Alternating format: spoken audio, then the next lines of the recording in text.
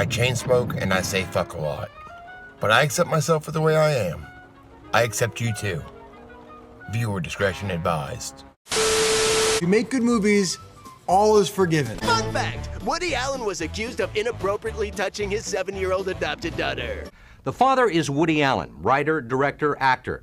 The mother is Mia Farrow, his frequent co-star, and the mother of his 3 children, 2 of them adopted. He is accused right now in the newspapers, perhaps later in a court of law, of abusing their 7-year-old adopted daughter, Dylan.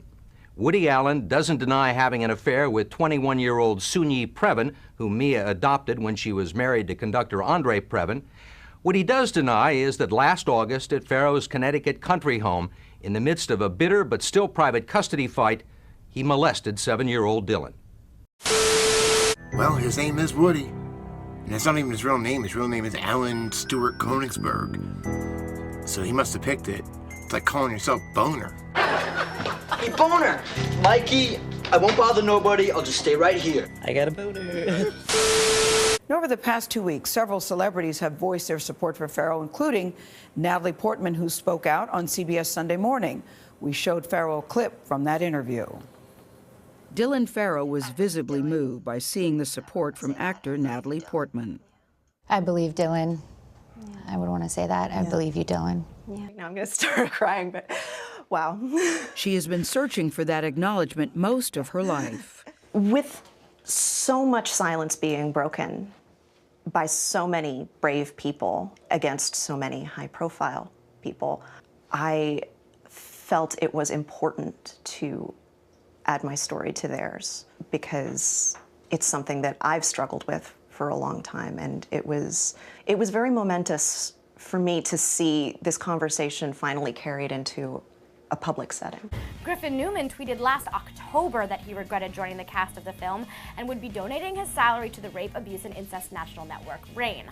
Rebecca Hall followed up earlier this month, posting that she would be donating her salary from the film to Time's Up, the legal defense fund, saying, quote, "After reading and rereading Dylan Farrow's statements of a few days ago and going back and reading the older ones, I see not only how complicated this matter is, but that my actions have made another woman feel silenced and dismissed.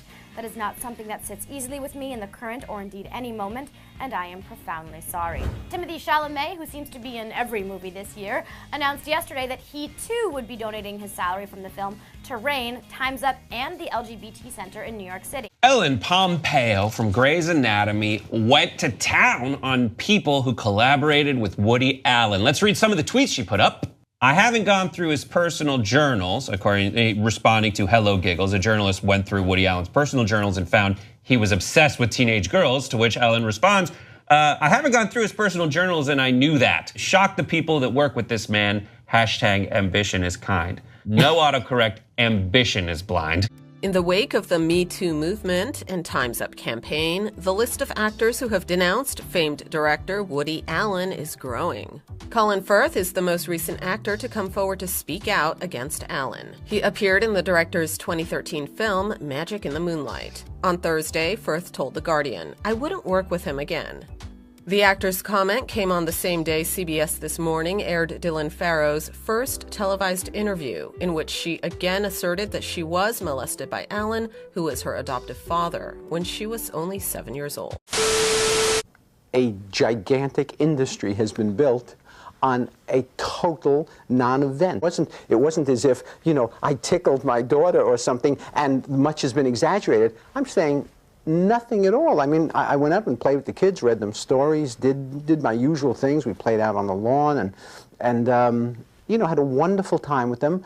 And out of this has grown lawyers and psychologists and district attorneys and private investigators. And I mean, I'm saying it's a multi-million-dollar industry that has sprouted up over a total non-event. He took his first name and put Woody in front of it. It's like me calling myself Erection Jamie. Well, I'm not one to kiss and tell, Boner. Are you angry with the people, with the celebrities that are starring in his movies, that hold him in high regard and continue to compliment him? I'm not angry with them. I hope that, especially since so many of them have been vocal advocates of this Me Too and Time's Up movement, that they can acknowledge their complicity and maybe hold themselves accountable to how they have perpetuated this culture of silence in their industry. And how are they complicit? Because I have been saying this. I have been repeating my accusations unaltered for over 20 years, and I have been systematically shut down, ignored, or discredited. Fun fact, Woody went on to marry his stepdaughter, Soon-Yi Previn. I don't call it a mistake. He married his daughter. People see what they want to see or don't. Kind of hard not to see who this fool is. In the film Manhattan, it's Woody Allen dates a child. What's that and they have a long it's about their relationship. And when the child says she wants to pursue her dream of doing something else, moving on, he uses manipulation to keep her in the relationship. I'm glad you could get out tonight, because I really did want to see you a lot. I like it when you get an uncontrollable urge. Yeah, I know, it's my best feature. My boyish impetuosity. You look adorable. If they can't acknowledge the accusations of one survivor, how are they going to stand for all of us? People say it's a family matter. It was many years ago. I don't really know the details of this case. So find out. I mean, it's really, like I said, it's so easy in this day and age.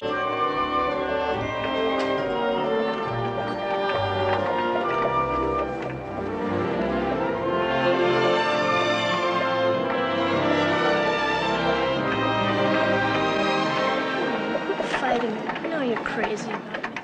I am. You're God's answer to Job. You would have ended all argument between them. I mean, he would have pointed to you and said, I do a lot of terrible things, but I can also make one of these, and then Job would have said, yeah, okay, well, you win.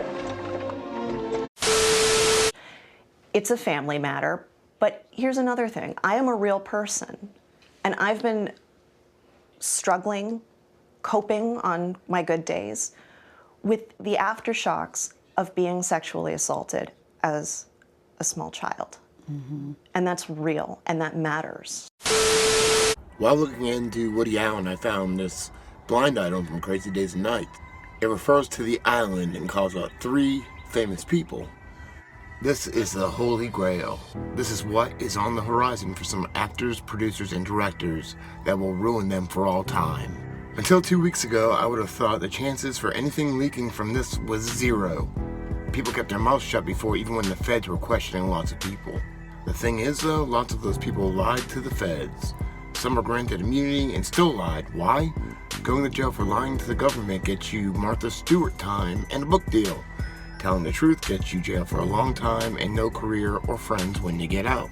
Can you imagine a place where Hollywood types and rich executives from around the world can gather in one place and have sex with underage boys and girls without any interference from any governments or parents? When your only choice before was to fly in a private plane to a private island, people knew where it was. I think there's some shady stuff going down in Joe Francis land, but nothing like hundreds of teen boys and girls that were raped and abused and forced to be with men for weeks and months on end. Apparently, with all types of local governments looking into sexual assaults and rapes committed by Hollywood people coming to the light, the situation on the island could be barely back or could be back where everyone goes to jail. Today, I'm just going to focus on 3 of the players. They all have been on the island. They all have done some horrible things to tween boys and girls. No one they were with on the island was anywhere close to being the legal age of consent. So most likely to flip and throw everyone under the bus is this A-list, mostly movie actor, who's an Academy Award winner. He's the one who almost killed several of the boys to the point where his host no longer invited him. Our actor had a preference for tweens who didn't speak English. He didn't want to hear anything they had to say. Probably one of the cruelest people around. He lied to the feds like crazy the first time around and said he only went to the island to fish and lay out and relax.